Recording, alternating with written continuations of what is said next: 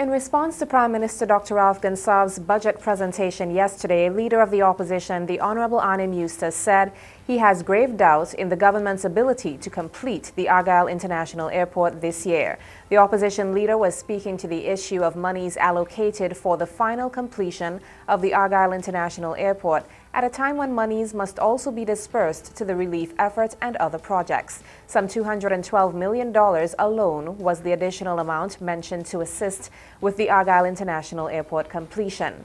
According to Mr. Eustace, the country does not have the implementation capacity to disperse the figure stipulated by the government.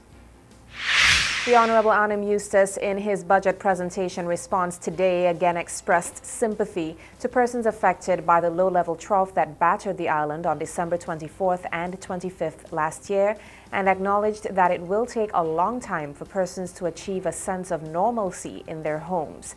Meanwhile, the opposition leader is calling on Prime Minister Gonsalves not to dismiss the claims made by some Vincentians who are of the view that they received no assistance after Hurricane Tomas because of party politics. Mr. Eustace said after listening to the Prime Minister's budget presentation, Dr. Gonsalves gave the impression that there is no such discrimination taking place with the distribution of the relief effort.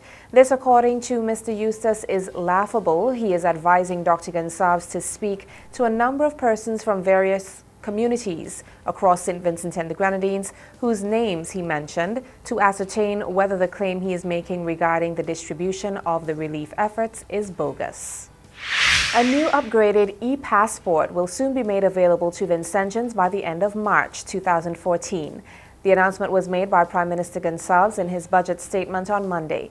Dr. Gonsalves said the new passport is a more secure travel document. He further disclosed that renovations for a relocated immigration office valuing $1 million are being carried out to the former D's Services building, which is part of the government's ongoing process of providing upgraded services to the public. Prime Minister Gonsalves has announced an increase in the excise tax on gasoline. Gonsalves made the announcement during his budget address on Monday evening. He also announced an increase on the price of diesel.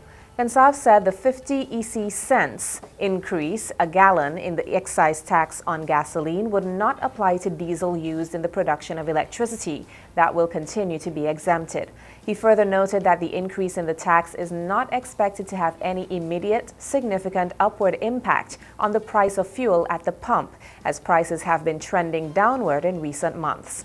In the case of gasoline, the entire 50 cents can be accommodated by the lower price of the fuel, which has moved from $14.08 to $13.95 per gallon. However, the price per gallon of diesel has increased from $13.32 to $13.67.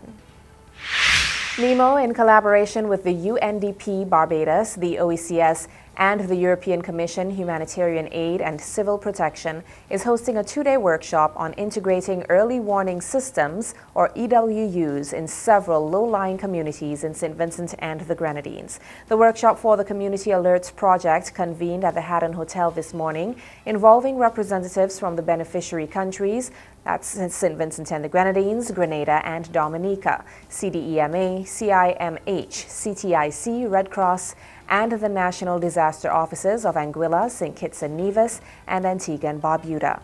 A field visit to Union Island, one of the selected communities, on Thursday, January 23rd, also forms part of the activities under the project. We'll be right back with more local stories.